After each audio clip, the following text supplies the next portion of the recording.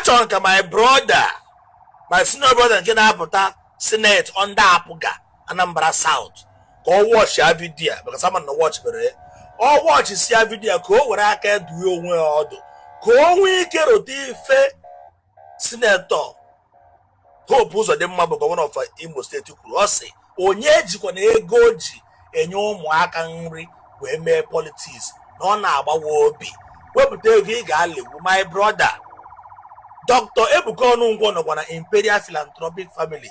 And all the Imperial Philanthropic Family ejikota aka onu we me endorse.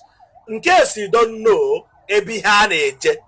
Ke yara iji bupute ego gi ma oba ego nke nwere enwe we je ga fusie da polling unit because gini na eji ada. My brother ga ada. All my brother ka obu. Man ana ma fu vision. Afu go bi he ga eme in 2027. That my brother ga fusiche ego. Obu senator is a senator, yes. Man o ga agba egari ko ga esi we da election because gini all these people dey now on this video kita jikota aka onu and he jikota aka onu we kwudoro their member bo Dr. Ebuka Onunkwo see horse we dey so no chok watch Senate Anambra South. Now all these people dey now get them handing not all of them 80% of them from Anambra South. Mighty no muchu ya were vote nke we gwa ndo muchu see ya biko no Ebuka Onunkwo ka ye megede ka na eje o wara agoda hu na ojodo bo high chief sir talent na wezi nwa abudike bo president ndị philanthropic family ya gwa ndị ojodo si ya biko ọ gwara gịnị Ebuka Onunkwo ka na-ejekwa ị na-afụ ife na ọzọ obodo ba balanze ọ ga-agwa ndị ọzọ obodo si ya mgbadụ na gwa ba na-ejekwa gịnị ọ gwa Ebuka Onunkwo for 7 star dara high chief sir ike na obele na agụata ọ ga-agwa ndị agụata si ya ọ gwa ebe Ebuka Onunkwo nọ ka anyị na-eme gịnị ka anyị na-eje ịfụrụ crowd ịfụrụ massive crowd ndị niile ịfụrụ nọchara one place or the other ndị mbaga ebe a bụ 20% ihe na-ịfụrụ bụ ndị Anambra mostly. Now ndị niile agata bupute force bupute ego bupute resources wee kwado their member ọ dịghị ya napụta wu Ebuka Onunkwo ọchịchị nwere m ihe ọzọ m ekwu nọ ka anyị gee ihe high chief Agbalanze na ọzọ obodo ukwu ya bụ ife ọzọ obodo. After that una watch never any video na ogologo gwa dị mmadụ ka mgbede watch kere video my senator. Ije ụmụ nwanne mmekọrịta nwanne na nwanne onye nọ na bịa tata bụ not just no imperial member but a commander, chairman of all the commanders in Imperial Philanthropic Family. Or somebody believe in our ideology, believe in touching lives. And that touching lives, he felt any years on a grassroots. Mogami Tampolo, any Bikomita, or Welcho Moga Boku, or Jepulani, Bulonwai, and Pota. I see never want to never aqua, not to Aka, and me and Mobile, and me and Mobile. Even all children amazing. And was all open figure. Was in a Ija, Abijam Mili. Ija, Ija, a coggle that. You try on your back. I sit there. I go see the couple of one. Makana. Gidi bugini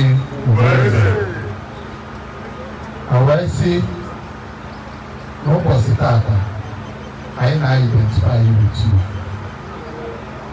negosigi nkwado negosigi efunanya negosigi nwanne kana asichukunna onye me ka akunya mkpụla ya me ka nya bo isuto o meta mkpụlụ aha Jesus. Imperial one family.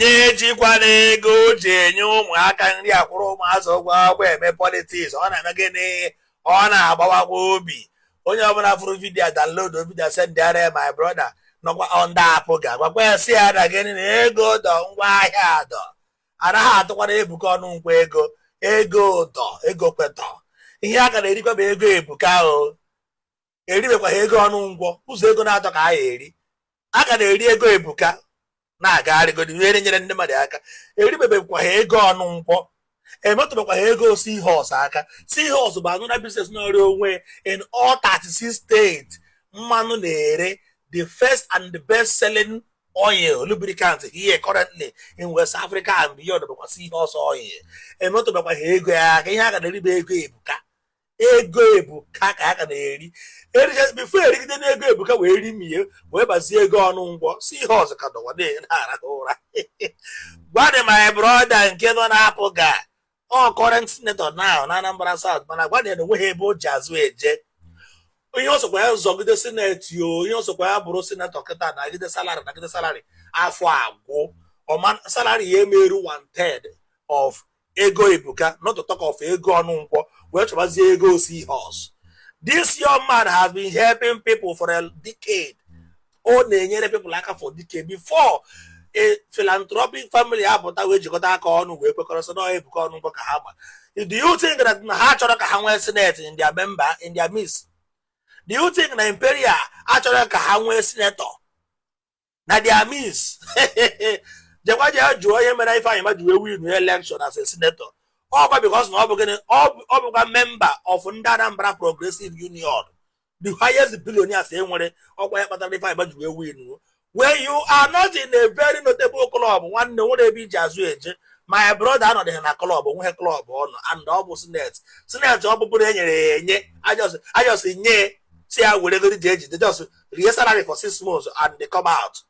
Gọvanọ nyere gị the senator ama apụtakwa bịa napụtakwa gị onye go gị the senate ka i wee were mere campaign ka o wee win second tenor and o win go second tenor ihe anọkọta abụ to your tent Israel gọvanọ never come out again si nọ na-abịa support gị ka ị bịa win lai ihe anọkọta because gọvanọ na onwe ya makwa na Ebuka Onunkwo nyere aka gọvanọ mana Ebuka Onunkwo nyere aka wee Ebuka Onunkwo ka edismissed ka ọ ghara ịzọ under apụga still kwa o butekwa ego support kwa the party to tell you that Ebuka nwere ego tọba ego nwee obi ọcha ọ na-eri ego ọ na-achị ọchị ọ naghị agbakasị ya ahụ ọ bụrụ ihe abụghị salary. You cannot compare a business mogul with a salary earner. Senator werekwa ego nke nata na salary for 90 December werekwa eji save ọ bụrụ factory rụọ were chọrọ ihe eji nyere onwe gị aka maka ọ bụkwa na ị ga-ada ị ga-eme gịnị ị ga-ada ọsọkwa ọ dị holo ụkpọ billionaire niile tụkọ ego ọnụ gbakọ together wee ga-aja n'ukwu ime wiri dị n'ụkpọ because Ebuka Onunkwo nwunye Ebuka onye ụkpọ onye umuruko ime wiri dị ọsọkwa and onwero ndị ga-abịa iwepụta ego wee mee gambling ha ma na ị ga-ada so onwere ego ewepụta ego si na support because ego ọ bụla ewetara kịta aka support ọ bụ ego nara n'iyi ego bụ waste. Nobody want to waste resources. Before you see all these multi-billionaires now, philanthropic family, but when I support to Seahorse, how man only have sure bet. No go again. Party I'm half able party to people NDC. My brother, but I knows how to hear by him. But my senator, my people, but I'm Ebuka Onunkwo get win. Okay, hands down. It's better for you to just roll on. It just jail. Nọchite anya Ifeanyi Uba nọtọpụ nke ọ nọ nke fọrọ afọ ịnakpuoro onwe gị were your prestige and your dignity nakpuo ịjụ Ebuka Onunkwo sị ya jee so 4 years ka ịbazie jee o nwere ike ịkọnsida gị mana isi na ka ịbịa ka unu zụọ ya azọ my brother bupụta ego bupụtara to your money a ga-eri ya ma megene vote gị out ịma na okwu na-adị raw that is why a na-achọ nwụta. Listen, Ebuka Onunkwo is a sure game. Bet here over 2.5 on Aba. Bet here over 1.5 on Aba. Bet here go on Aba. Bet here draw on Aba. You know how bet Ebuka Onunkwo the megane on Aba. For a philanthropic family to come out massively, how many are they in numbers? Almost 100 and something, if I'm not mistaken. and n'ime 100 and something agba 80% bụ ndị Anambra South. N'enu ọdịna nwe maka n'oko dogo n'oko ekozona oil. Ọ dịghị ka ọ bụrụ oge election na ekozona ọdịna nwe maka n'oko agba ndị oko si ya biko rime gịnị bịa na ka je support nwanne anyị Ebuka Onunkwo. Ebuka bụ a grassroots ọ gbara mgbọrọgwụ. All the platform need, in fact all the followers and the supporters of Ifeanyi, all of them nọkwa Ebuka Onunkwo n'ugwu. But my eye at the talk am now, because after election I will bring out the audio of Senator Hope Uzodimma Okuru that now onye jikwa ego eji azụ ahịa eme politics. I will replay that video so that people wee gbara gwa na ihe a bụkwa gịnị agwara ndị agwa. Jpac ana m akụ hama mba eziokwu. Ịchọ ịnụrụ ịchọ no amount of begging a ga-ayọ Jpac ka mmechi ọnụ. Yes, anọrọ m China na-ekwu ihe m na-ekwu. O nwere ga-ayọtawu m biko because the era of listening to you people agago. When I was begging you people bịa rụọ our health center unu jụrụ ajụ, rụọ bridge mere dara unu jụrụ ajụ, rụọ many things unu jụrụ ajụ, rụọ ahịa na ụgbọ unu jụrụ ajụ. Kita nwuhu ihe unu ya ayọtawu Jpac again. Like your double ego, I will reject you and reject that money.